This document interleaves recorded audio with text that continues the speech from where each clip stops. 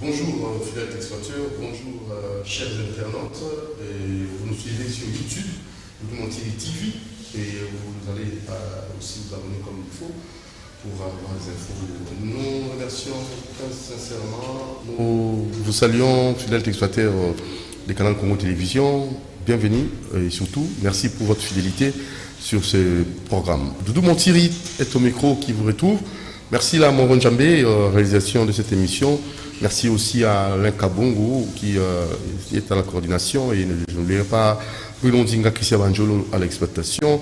Et nous allons très rapidement saluer et encourager encore notre très cher fervent téléspectateur, monsieur Lutumba, les boss Lutumba, chez les boss Lemba, chez les boss Bandalunga, chez les boss Kimwenza. Merci pour votre fidélité et monsieur bienvenue en Simba Nanansel. Nous allons aujourd'hui répartir notre émission en deux volets. Et le premier volet, c'est plus le plan de secours d'urgence par la production d'haricots verts. Il y a un monsieur qui va nous présenter ses grands projets, l'ingénieur Vouvou Muzongo Mavoka, qu'on va recevoir. Il est président du projet d'assistance paysanne PAP et avec lui, il nous parlera de ses grands projets pour en fait la production d'haricots verts. C'est possible en République du Congo. Et ça en suivra. Le second volet, nous allons recevoir pour vous le prophète Benjamin Kawanga, le véritable Simon Kimbangu et les véritables descendants. Hein, l'incarnation vraie de Simon Kimbangu. Donc les deux invités sont là. Je vais d'abord les saluer. Et voilà. Bonjour, messieurs Vovo Muzongo Mavoka. Bonne santé. Non, ça va. Nous, ça va bien. Nous, ça va. Vous êtes ingénieur. Nous sommes ingénieurs. Merci, papa ingénieur. Bonjour, monsieur Benjamin Kawanga, Simon, l'incarnation de Simon Kimbangu. Bonjour, de Konanga de Mouti. Santé, ça va bien? Non, santé, ça va bien. Donc, au Kati Kasukite. Mais yo pour Kati Nante? Oh, la Kati. Yo Kati. T'es bien? Ah. Kati to Kati. Na yebite, yo moko yebi parce que to Jiraki, ngana yo to Jiraki awa. T'es bandé pour l'envoyer. To Jiraki ke, to kokata suki ka mukolo Congo. Eko bonga. Eko longwa na boumbu ya mibale. Donc c'est pourquoi na kokolo baké na za bien te, mutoza na boumbu akolo baké za bien te. Ça hypocrisie na ignorance ne to lo baka que ça va bien alors que ça ne va pas. Le Congo va mal. Donc moi, je suis le Congo, ça ne va pas. Yango bozo mona toye, il faut que bunda poke ekende malam. Et tozo bandango les 4 ko benga ambassadeur rwandais. Oh, les 4 nous sani. Non, les 4 toza ba congolais nyonso tozo ki ambassade ya Rwanda ko benga ambassadeur rwandais na mboka na biso na ko kanga ambassade wana jusqu'à nouvel ordre. Donc parce que makambo ebele lokolo tiango na mission to kolobela ngo soko permettre na expliquer bana mboka pourquoi il faut to benga ambassadeur rwandais na to kanga ambassade ya Rwanda jusqu'à nouvel ordre. Ça veut dire nakolo babouye jusqu'à 4e république parce que ambassade o ikozala oyo te o ezale loya bato bazo sakana na biso bazo boma biso omona wapi muto azu nyoka atie nyoka na sambeto na yo nyoka wana zo bwa kilo ba vene na kati ya mboka na yo mais otie nyoka na kati ya na se akiti na yo ndeko na ngadu muti.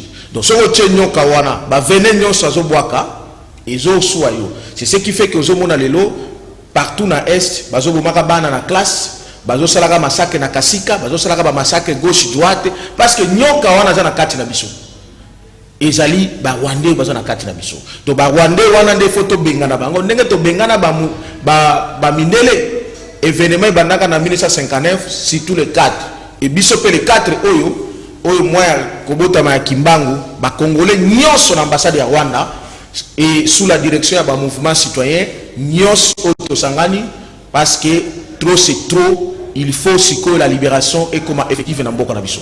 Donc comme on après, on a établi plan de secours parce que tout s'engage par le secours d'urgence par la production d'haricots verts. Alors très rapidement, ingénieur Vovo Muzongo Mavoka, puis ça nous exposer à projet Nayo ou tient en abréviation PSPHV en sigle.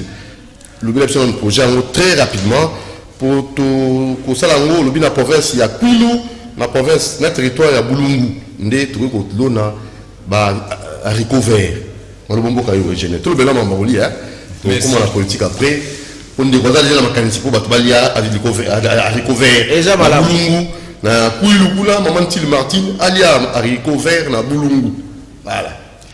Merci ndeko Doudou et na pesi mbote na pesi pe mbote na bandeko nyonso bazolanda biso na tango yo PSP HV elakisi projet to programme de secours d'urgence par la production d'haricots verts. Alors eloko yo tango tangi o lobaki PAP ezali projet o ebandaki na étude pe ko sala expérimentation ya haricot vert. Donc tokomi na production ya makasi na ndenge tozolinga tosala production industrielle nde tokomi siko na IAP esangisi mwa ba projet misusu ebele o toko travailler na bango nde ekomi Union d'assistance paysanne. Alors projet oyo ezali nini? Projet oyo biso tovandi na Kisasa awa na Congo tomonaki difficulté ekotaki makasi na niveau ya mboka na makambo etali haricot vert ezali madeso oyo ba mama bazosomba na wenze mususu babenga ngo bilbil mususu babenga ngo madeso ya Kivu ya Goma eza madeso wana o nde bana ya Congo surtout bakinwa bana biso balinga ngo mingi nde tomoni ke il faut to lancer production agricole nango na niveau moko ya quantité industrielle. Voilà nde sens ya projet oyo na ye nango lelo awa pai na yo na émission na. Est-ce que dans les balans motivation première ezali nini pe pour la nini madesu ezali comme tatalo. Bon, merci.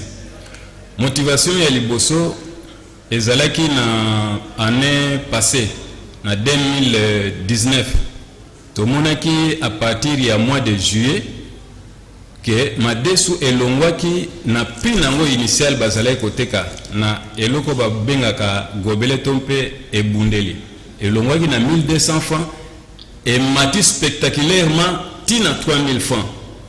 Alors biso to comprenaki te eloko na esalamaki pona nini tokiti sur le marché bisika nyonso totekaka batekaka ngo to remarkaki ke ekomaki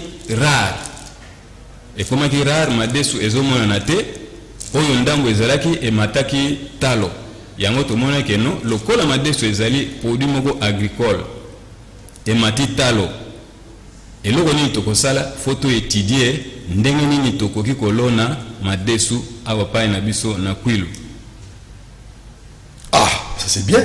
Alors projet projection nous allons nango après récolte oyo madesu boso oyo mele kolona. Oui, na koloba boye projet nyonso tango basala kango babandaka par expérimentation. Tant tomoni que prix ya madesu mataki makasi to bandaki par expérimentation. To bengisaki madesu na bandeko na biso ya Goma, to bengisaki pe madesu mususu ba produisaka côté ya Congo central vers Mbanzangungu, to zwaki yango les deux échantillons na mususu ba produisaka ngo avant au comme na Mbanzangungu to kendeki nango ti na Kwilu to expérimenter. Tant to expérimenter to récoltaki yango to monaki les deux catégories ya madesu to salaki réussite na récolte na biso. Nde to kama to moniki non ezali eloko moko peut-être tozalaka na biso un peu distrait pour ko cultiver yango. Cette fois-ci il faut to cultiver yango po biso tozali ba agriculteur to ko cultiver yango avec une certaine intention objectif na biso o to cultiver yango ezali po to inonder marché ya Kinshasa. Donc madesu autour na on a kati ya ville la province ya Kinshasa négocier demander une échéance ni. Bon, madesu wana ekotonda na ville ya Kinshasa tozana objectif mibale kotonda sana na madesu na ville ya Kinshasa. En plus de ça kokitisa yango na prix nango oyo initial to longolo yango na 3000 francs le gobele to kitisi yango ti esike ezalaki na 1200 et les 1500 soit entre 1000 francs na 1500 francs.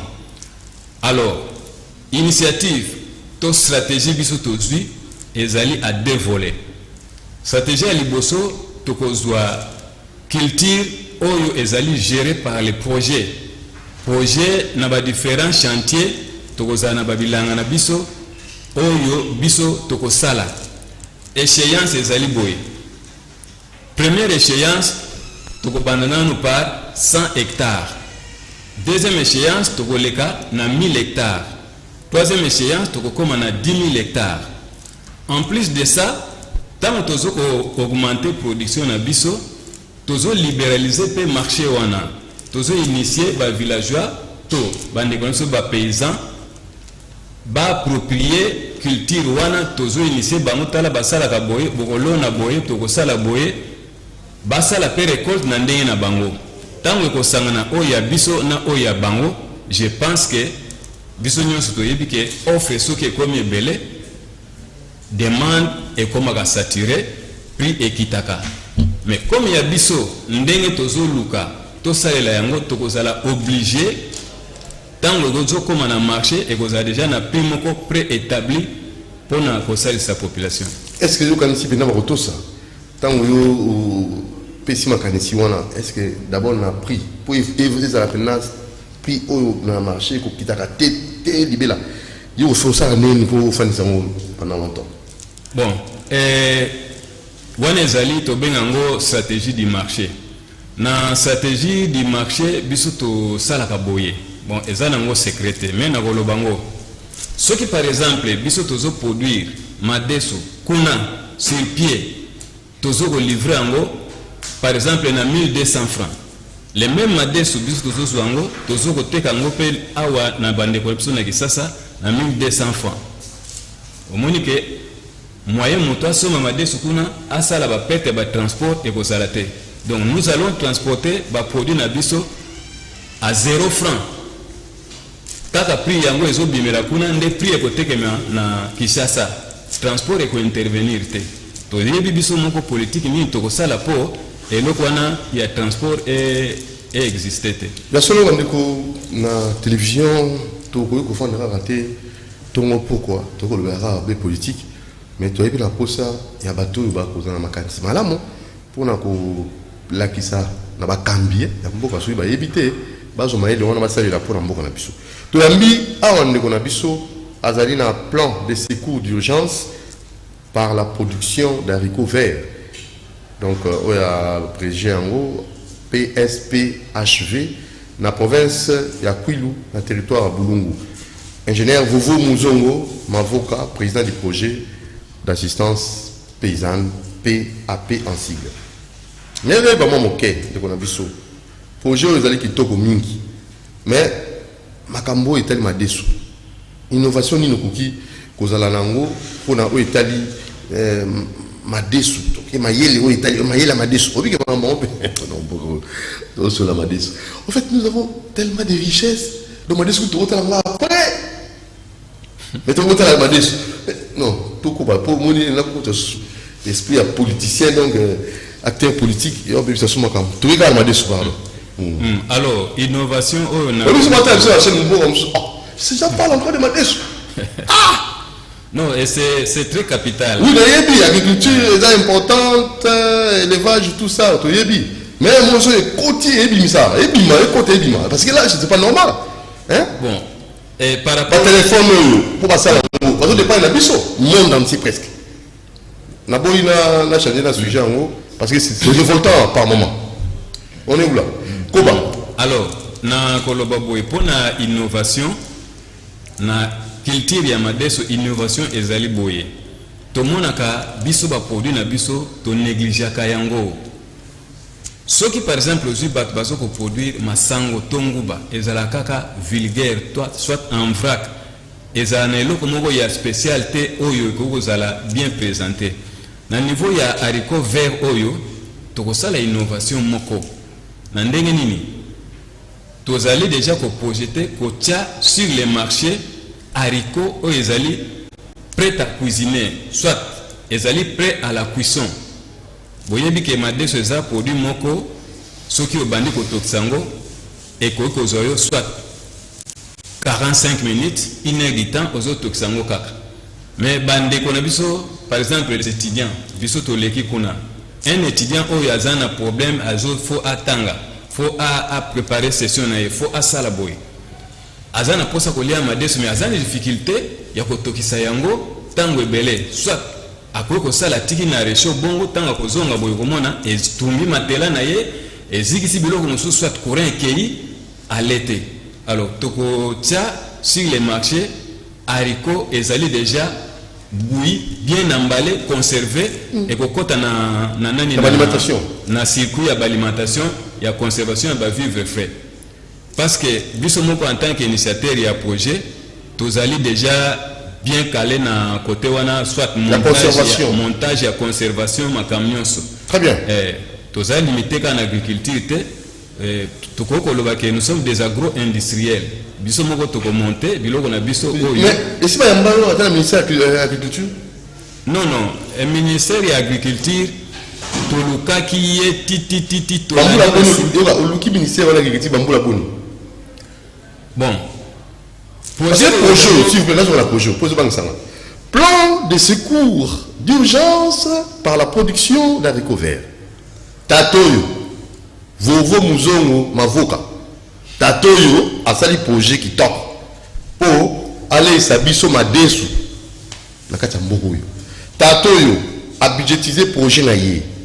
Est-ce que l'investisseur va monana bandayo au proposal l'État to baike to ministère on a tout mis agriculture ba mona projet sur la kisa bango ta na tombola annuaire on a qui falsifié na makambo etali et batmo moi je veux ça tombola ba eloko na tomboli eloko sur la mona na motuya mais bato ba ko mona teza na motuya donc na tombola ba mona yo na ministère agriculture ya agriculture biso tozali bato ya sembo na ministère de l'agriculture ba mona ngate pourquoi okenda okotisa lettre au TV bio.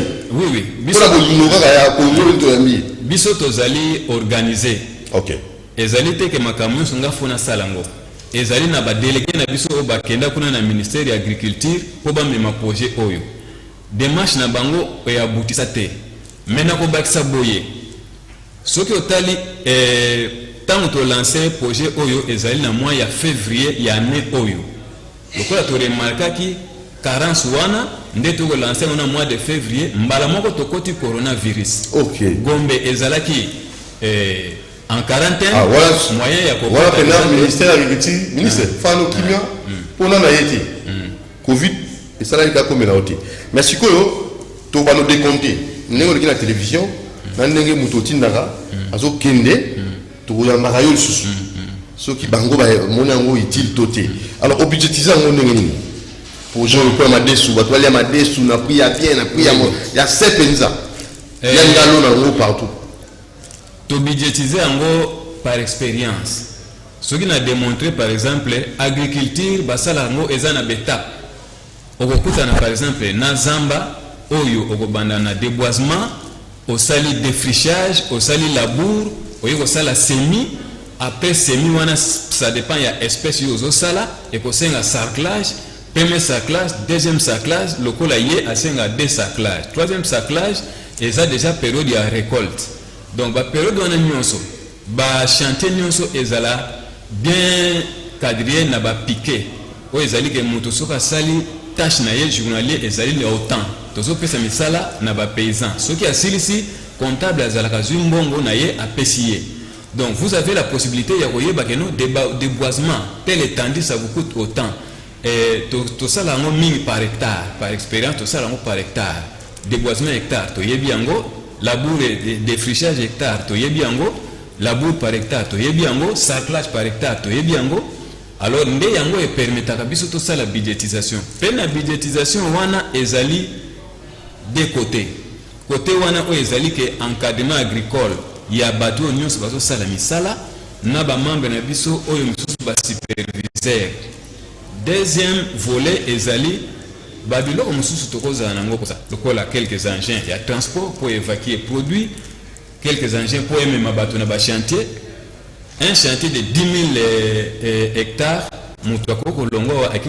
au-delà de 40-50 km. Il faut que vous soyez place à Zali, comme et puis que zone. En plus de ça, biloko mosusu to limite ezala na ndenge mécanisé, ezala manuel, parce que batuana ndenge toza boye bango bazolela, ils ne vivent que de ça. Bazo kotangisa bana tango tozo futa bango, tozo kende pe na bekole. Nombre bana o bato bazo sala pa na biso to kofuta ba frère na bango, to pèse quelque chose na école. Donc ceux qui tozo existé bango bazana. Donc bino déjà bozali wapi? Biso tozali na Kwilu, précisément à Bulungu. Na Bulungu. Na Bulungu. Tu vois, de Bulungu ti awa. Bon, en fait, à la Kinshasa, bocha, bon, il a besoin ma récolte. Tout bon, il n'a plus besoin ça la paix on a Kinshasa. Bon, si on est sérieux, je pense que l'agriculture, surtout à caractère industriel, est coquille que ça le manaville. Même ceux qui n'ont lobby Bulungu, et ça na ville ya Bulungu te.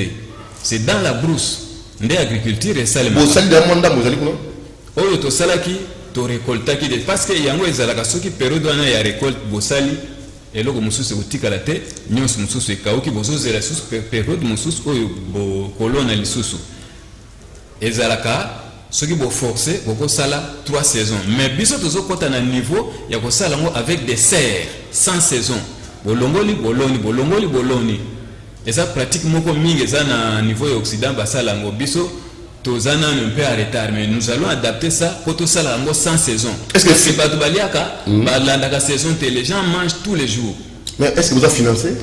Bon, justement tozana nous financer ce qui est allé dans projet wana et ça na page où il y a après page à Liboso demande d'aide financière ezali. Alors et ça na signature il y a AT administrateur du territoire sur place à signer Mukanda. En plus, na souka kuna tozana autorisation de fonctionnement, il y a district tango ezalaki siko tozui, il y a province récemment d'ailleurs, Mikana nyo sezawana.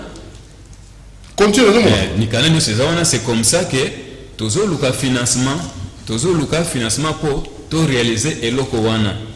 Budgétisation ezawana. Tozalaki na programme tokutana ministère agriculture, ministre agriculture. To pesaye ndekwa kendeki aye ko zonga lobi na komi na tiki mais fallait ba formalité mususu mais to kutanite bon on ne sait jamais comment cela s'était passé donc ça est loko moko ya bon ni losi na bakonzi mboka bazamba bazona na ngonga oyo bon na bakonzi mboka ngai na kosenga boy soki to leki na média c'est parce que nous avons compris une chose l'air mususu makamusu c'est comme la bakonzité faute ya collaboration. Ce qu'on l'équipe boyna média facilement, bako ko landa yo et puis makambuko kende un peu rapidement. C'est là biso to landa ki to moni que ça tarde parce que projet est dépendant na saison. Depuis février to sala déjà même des récoltes. To l'équipe na média pour to sala sonnette d'alarme na ba konzi ba yamba projet oyo Babenga biso numéro de téléphone toko pesa ezali les 082 40 49 136 Mandela 082 40 49 136 wana eza numéro ya téléphone. Alors pour na ba investisseur mususu oyo peut-être que mutu akozala za na mbongo na ye a investir tozana ba projet ebele oyo toye bolobela nanu pona kosunga mboka ndenge balobaki après Covid surtout et autres tombé bien. Qu'est-ce que les Congolais pensent pour développer son pays? Nde biso toye ko mona que non malgré to mona ki yango avant to profiter na yango to ça bakonzi mboka ndenge na makanisi bazana. Ingénieur Vovo Muzongo Mavoka a un projet qui toque au plan de secours d'urgence par la production d'haricots verts. PSPHV oyo zena ekosala na province ya Kwilu na territoire ya Bulungu olona madesu kuna po isunga Congo mais seulement projet bukangalonzo umona ka onde ni faillite nango ezalaki pena dia quoi paye ko pesa makanisi nini na bakonza mboka po misala ba projet esimbaka ba ko pesa pe mbongo apesa pe financement mona bona suka toleli lisusu. Bon merci na mutuna wana na répondre boye pona na côté ya ngai na financement o ya biso. Je pense balobaka na monoko mboka na biso bato oyo bazalaka na kingo bazalaka na mayaka kotia te ba oyo bazala na mayaka bazala na kingo ya kotia te mais tozali na ba œuvre oyo ezali sur place ba poids léger misusu oyo biso tokoti kuna ba série ya espèces misusu agricole ezali kuna ba oyo bayebi ba oyo bazolanda biso na l'air oyo bazokolanda bayebi ke tala mutu wana tala makambo asalaka kuna donc pour ça o tchala bon Bukanga Lonzo bon non c'est-à-dire na Bukanga Lonzo na zo répondre na mutuna o tunike ekwegi pona nini na Bukanga Lonzo ngana koloba boye epesa biso pasi makasi ndeko na ngai na makambo nyonso oyo etali organisation ya l'état. Organisation ya l'état ezalaka avec beaucoup trop de faillites. Tant le président Kabila a lancé le projet Wana, c'était un très bon projet. Il mérite de lui jeter des fleurs. Mais Batu Oyo a confié na bango de ba BBC yango. C'est comme ça au moni ba organisation nyonso ya l'état na biso. Ce que moni ke hôpital wana eza à l'état, okomona ezali na makambo moko ezanga tina. Ce que moni ke eloko songolo pa eza à l'état, okomona ngo propreté. Okomona ngo kaka bongo makambo moko ezanga tina. Wana nyonso eza pona nini? Eza na ba point oyo esalaka ke biloko ya l'état ezala malamu te. D'abord, il y a la redevabilité. Mutu oyo bako nommé esika songolo po a travailler, mutu wana azali redevable. Na mutu oyo nommé ye, il faut azwa mbongo akenda kopesa mutu oyo nommé ye. Po soki apesi mbongo te akolongola ye na esika wana. Ole la biso masango la biso funi le fufu aya ko battre la poste. Ole la biso fufu le masango. Tiaye na société songolo azali par exemple DG azo battre la poste ba travailler bazo lela mais bazo longola yete. Deuxièmement, ezali nini ba collaborateur bazo travailler na chef bazan influence na hiérarchie okoko za la chef collaborateur moko azo sala bavire oyo ezomona keno na kati ya société na organisation faut sanctionner ye mais komona le même mutu azo collaborer na mutu oyo akoki kolongola yo chef na esika wana moyen ozola ye sanction ezate. Troisièmement, ezali nini ezali ba recommandation anarchique.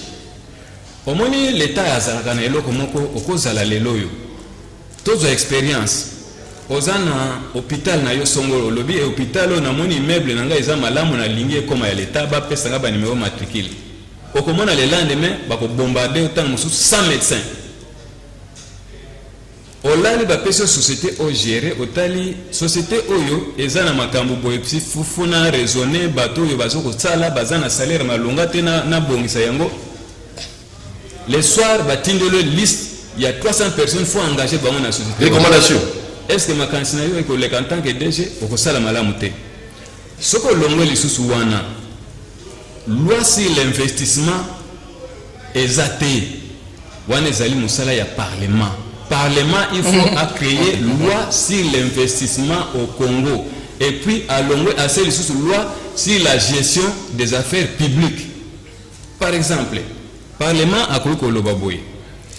Ngai na tie Parlement ba nommé ba entreprise ngai na étalonné yango. Aluki ba entreprise o ezali poumon ya économie ya mboka. Alobi entreprise oyo yango esengeli faire vivre mboka. Alors pour na gérer entreprise oyo ba condition na ko tia yango oyo. N'empêche ata parti politique bolingi bozwa bo gérer entreprise. Le bon ça na libeko le parlement atie parlement akoko loba boy mutu oyo akozala DG wana akodirige misala oyo akoko subir influence étrangère te akosala na ndenge na ye. Voilà, merci. Alors ce que Baba Bukanga Lonzo simbalité pour la masango bota raté na kwangu. Moi je ne pense pas koloba ke masango bota raté na kwangu. Ngana koloba boye kutaba ndeko dudu awa place tozali soko bimika na libanda na veni oyo tokozwa kongo na ba voisin to timol to balota mabele muketo loni masango ta misato tokolia yango ekobota masango ezali plante moko ezalaka exigeante sur les plans agricole ya liboso ya mibale tango yo zo sala culture vous êtes ingénieur naza agro-industriel mais l'un agronome donc makambo lo besoin na source ya moto na expérience un expert à la matière ngai nas mais ça c'est pas possible mais ce que vous trompez on écoute quoi nasali formation peut-être par un passant nasali formation agricole nasali formation industrielle bao bazolanda nga bana ista bayebi ngai j'ai terminé là-bas bao bazana c'est côté agriculture bayebi ngai on a été formé avec eux projet ezalaki kozwa eloko kolona yango koezine yango alors tokomi na suka na papa na biso tolosola mama deso papa ina plan de secours d'urgence par la production d'haricots verts na province ya Kwilu na territoire ya Bulungu ana posa ya financement soit ya l'état soit ya investisseur moko ko sepena nango ekosunga biso tolongo na kati banzala oyo après covid-19 mais siko banzela izali malamu te po le mapuna ekomela biso na capitale zane bon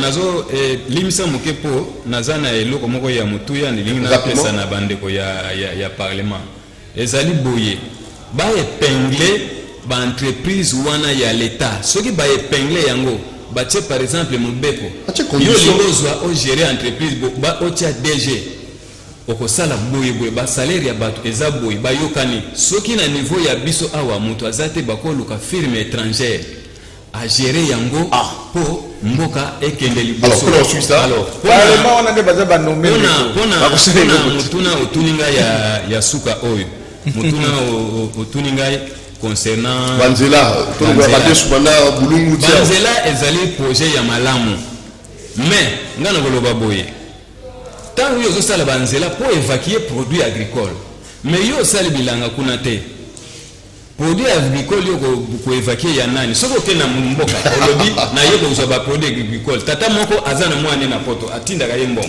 alobi yangai na koteka te lelo na koteka ngote efanda kaka na ndako yo bongisi banzela tokozela tokozoyelo côté donc il faut que nanu ko encadrer bilanga pe yo zo encadrement ya bilanga ezali boy ko luka nanu besoin okokoma kuna basali yo bilanga ya tabak bakino bazana posa tabak te o luka nanu besoin sur le terrain madesu tout monde ezali peut-être eza madesu ezali loso ezali masango ndeo okende ko encadrer bilanga ya masango to ya madesu po o évacuer yango o yanango avec cet objectif. Alors, mais ceux qui par exemple au Salinzela, le moutou na kuna azane moutou alinga cultiver na ye par exemple drogue po amone ako kozelanzela na yo kwa zo marchandise na oyo eza inutile et pas inayo kwa yanango. Très bien. Alors, numéro de téléphone Bosunga papa pesa pour tout Kabona, numéro de téléphone est combien 082 40 49 136. Bandela 082 40 49 136. Merci beaucoup. Na kopesa pe mbote na bao bayebinga bazolanda na ba nyonso na pesi bango mbote na pesi mbote na mwasi na ngai mama mami pe bana na ngai ba responsable nyonso ba ONG na pesi bango mbote ba autorité na biso nyonso na pesi bango mbote na ba investisseur oyo moteme koko simbama ba projet mosusu toko sola na pembeni nyonso eza makambo ya télévision te toko sola na pembeni tozana ba projet donc on a eu ba hectare na ngai na travers donc peut-être vous allez le bienvenu. Non, on vend.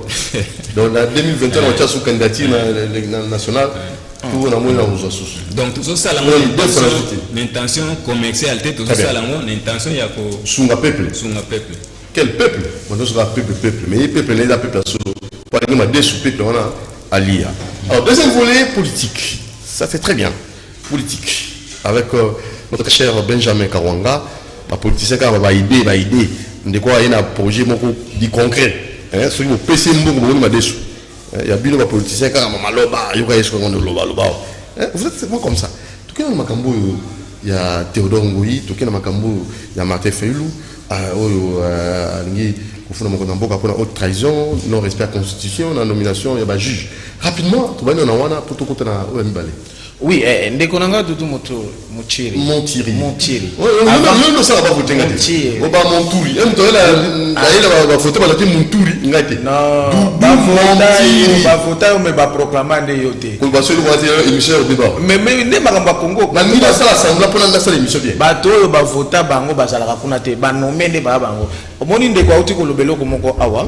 redevabilité ya bato balomaki sikoyo parlement bozana ngo ndekwazo senga balwa apesi ba proposition mais siko parlement eza wana ba député ba redevable na liste utaki na nani akopesa loi wana redevabilité bango bazwaki loi oyo liste utaki na kinga kati faut bazwa ba loi ko utana kinga kati yango moni ba loi minaku ba loi sakata il faut utakuna la loi d'agriculture ba kolekisa yango te investisseur pour deux grandes raisons principales omoni ba projet nyonso ozolo ba politique véritable politique yango politique c'est la gestion ya mabele politique agricole politique c'est la gestion ya mabele gestion ya mutu utaki na mabele akozonga na mabele donc si vous makanisi pas la mission mon bien eza makanisi malamu mais seulement le problème est que biso tozana ba makanisi wana ba ingénieur wana basé belé surtout na mission na yo wanga nako tonga mboka kana mission na bato na zwa bangwa mais le problème est que mboka yango ils ont deux grands problèmes le plus grand problème ce pays est occupé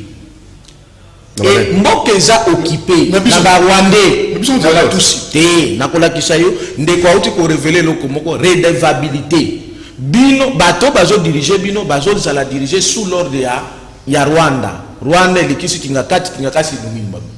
Première chose, deuxième chose. Mais c'est le schéma qui se vivent aujourd'hui. C'est ça le ministère d'un prophète, il vous révèle des choses cachées au tam subatumsu subado yibade. Yango mona, deuxième chose, au moment de kwata le kis ba projet belé le kepa na yawa. Oui pourquoi ils allaient rater? Parce que problème ya occupation ko linga projet malamu te, occupation eza ko ça la redevabilité.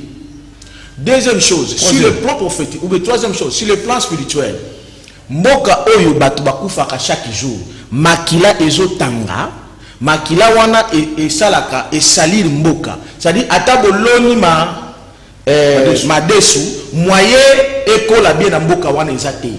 Parce que le sang coule chaque jour. Nege babomi ba élève, nege babomi côté, nege babomi côté. C'est pourquoi bon mona ba mboka mususu qui se respecte, ba salaka tout, ba éviter liwa ezala mabele na bango. Vous comprenez? C'est pour la dimension prophétique. Le pays qui coule chaque jour le sang, c'est un pays maudit. Caïn et Abel. La terre a été maudite parce qu'on a tué Caïn. Et donc chaque fois que Congo, ba Congolais ba kufa kandenge bazo boma biso na est, bazo boma biso na gauche droite, ndenge ambassadeur ya Rwanda azako saboter ba mort ya bandeko na biso bazo boma bango. Ndeko de nani docteur Mukwege aloba boye balingi ba boma ye parce que azo saboter azo lobela bandeko na biso bazo boma bango. Sachez bien que atabo loni na Équateur, oloni na Congo central, puisque le Congo c'est un corps. Makila ozo tangaka na mabele ya Congo. Quel que soit le lien ici que Tanguy, ou Tangaki na Yumbi, et qu'on influencer Bilangana en Équateur. Donc c'est une dimension prophétique où nous devons nous battre pour que Bengana Bato, la mission système ya Kobuma Batu, Okipa wana ba Rwandais aussi tout Oyo Bayaka na 1900. Non, ba étranger Bayaka bazo sala malamu, mais bango Bayaka na système ya Kobuma, égorgement, massacre. Et où tu vois, na Rwanda, et ça système qui a causé la mboka na biso te. Na lingi na sala yo réflexion moko ndeko dudu mucho. Montiri, oh là là, Montiri. Dede ndeko nangai, na ba ndeko nyoso bazolanda biso. Tozwa mboka na biso. Après l'arrivée à Laurent Désiré Kabila, l'espoir est tranquille. Tant Laurent Désiré Kabila koufi, non seulement l'espoir est koufi, mais regardez ce qui s'est passé. Les 18-20 ans, les 20 ans plus ou moins, et ça la progression makasi ya développement na Rwanda, et na Congo et ça plus de massacres, na régression encore plus. Oh. Et pourtant biso soki to bengana Mobutu poto mona sikoyo progression. Mais qu'est-ce qui explique que to régresser les sous makasi? C'est parce que nous sommes occupés par les Rwandais qui nous dirigent par les triangulaires nautiko la kisayo. Et en conséquent, bazo boma, tant bazo boma bazo maudire mboka na biso. Bozo kufa et puis ba appauvrir le bino. Ba tel projet ba ko soutenir yango te. Ba ministre bomo na bango bazo ka ba ordre. Tel projet tu ne peux pas les soutenir. Ce sont les gens qui sont occupés. C'est pourquoi batika la kaka wana ventrio na bango etili. Ba yebi que ils travaillent dans un système d'occupation. De le véritable projet à développement ba ko zwaka yango te. Yo ba nous là toujours occupation. Maintenant, on va faire comment? Voilà. Lorsque au Kangami na singa, mais faut ça la nuit. Au Kata singa, ne ko sala makamsusu. Maintenant, on va faire quoi? On doit se libérer. C'est pourquoi on a dit que tout le monde va débat parce que ça a débat occupation. Yo il a que non, oh failli à lobby boyer, on a lobby boyer. Bonjour soit na pona nini. Vous comprenez ce que vous êtes la classe politique là. Est-ce que vous avez battu que le problème la mission principale est toujours occupé? Le problème principal est beaucoup de occupation. N'a pas qu'on perd des bâtons, on a été baswani au banini. Na lingi ba politicien nyonso, ezala boya la muka ya cash na bani na momo tozoloba bino nyonso boye moni ndenge ambassadeur rwandais afingi bande kuna biso oyo baboma bango na kasi. Doudou Moutir ndeko na ngai, écoutez une plus grande révélation. Mboka evivaka na deux catégories ya bato. Eza bato bazo vivre na bomoi et na bato bakufa. C'est pourquoi il y a des cimetières qui n'ont qu'à rendre hommage. Ce sont les hommes, ils vivent, ils ont l'influence prophétique sur cette terre-là. C'est ça. Non, ça c'est une métaphysique. Jésus a kidnappé aussi Kabatubakufa. Ça c'est une dimension haute. Ça y est dans la Bible. Les chrétiens, non, c'est faux. C'est une fausse théorie. Moutakufa Kazong a rappelé cette fois. Ça c'est le prophète qui vous dit je suis un chrétien. Plus que Baobadan. Je ne suis pas un chrétien ignorant. Je suis un chrétien qui connaît la dimension de la vie. Donc, alors, deuxième catégorie, maintenant, ceux qui ont vécu dans Mboka, au Bossani Bato Bakufa dans Mboka, sachez que ce pays ne marchera jamais. Et celui qui vient insulter Bato Bakufa dans Mboka, il t'a insulté. Alors, que faire? Que faire? L'ambassadeur rwandais qui nous a incité, nous les Congolais, nous avons dit qu'il nous faut une réaction à la grandeur, à l'auteur de cet ambassadeur-là. Laquelle, les quatre ko bengana yena mabele na biso akofa na mabele na biso ki ulo congolais na congolaise nyonso oyo azotanga nani makila jotambla ndenge baboma bandeko na biso na masisa ndenge bazoboma bandeko na biso nyonso les quatre biso nyonso na ambassade ya Rwanda biso nyonso ambassadeur wana ifa bima mabele na biso akobima mabele na biso mais diplomatie tala diplomatie.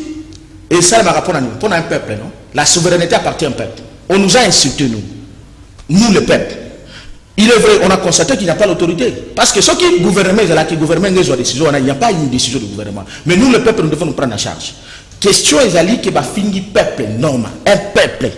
Et non, nous devons nous prendre maintenant en charge. C'est trop de Konanga et de Moutir. Chaque jour, Rwandais, on a tous des baboumi, biso, bangonde baïla biso. Qui tire à Kokataka Batou. Est-ce que les Congolais vont se rendre compte? Nous les Congolais. Nous les c'est pas parce que, s'il vous plaît, pour ça, ma musique na Est, yango, ezo, comme la pena, bazo sango penza, mon musique. Donc, à la kini, totiki na biso. Et batouana, bazana RDC, bazana musique na Est, yango, zo kota, tout. Mais c'est ça RDC. Nous avons une solution prophétique dans la 4e République. On va déplacer cette capitale. C'est une aussi parmi des régions à naïveté. Mais il faut te y baquer. Oh, bazo makuna na ezo simba biso. Yango mona bilanga moye simba ezate. Kope moye simba wana kini ezate. Parce que nous sommes un corps. Tant déjà le coloso bela, nous autres mobimezo bela. Et pour finir. Alors, yango to lobi les 4 biso ba mouvement citoyen tozi initiative. To benisi siko bino nyonso ba congolais et ça la parti politique gauche droite yo pour le rapport na Rwanda yo pour le rapport na bandeko na biso ba bomaka bango Rwanda to lobi biso nyonso na ambassade ya Rwanda les 4 à partir de 10h bandeko mususu tozo kutana na Royal place Royale première équipe deuxième équipe mususu to kutana na gare centrale biso nyonso to kiti ambassade ya Rwanda comme na avenue Lukusa avenue ezaki na cour suprême avant et comme cour de cassation. Ni ambassade à Rwanda comment wana na immeuble moko bazolo ba il paraît d'ailleurs que c'était un immeuble ya Rubé ou Azarias. Donc biso ba congolais tolobi expulsion pure et simple ya ambassadeur wana. Azenga na mboka na biso. Soki ambassadeur na biso na kwa Rwanda aya na mboka na biso. Parce que soki ambassadeur na biso atenaki ba propos wana contre génocide ya Rwanda, mais banga ba lapider na Rwanda. Mais nini bisiko biso bazo tenir de tels propos négligent qu'on négligeait plus de 2000 personnes. C'est mais 1000 quelque chose déjà, c'est plus de 2000 personnes par jour. Ah, okay. Massacre de Kassip. Et tous les massacres de na Congo, parce que ceux qui donnent une couille de l'eau à menacer, c'est à cause de ça. Le réparateur. Et Baligny, maman, on a réparé maman qui ont été violés par Kagame, Azarias, et les bandes, les LCD, tous ces gens-là, tous ceux-là. Alors, maintenant, tu mets encore Roubaix, il y a la décentralisation. mais Roubaix va maintenant na RCD na bangoto.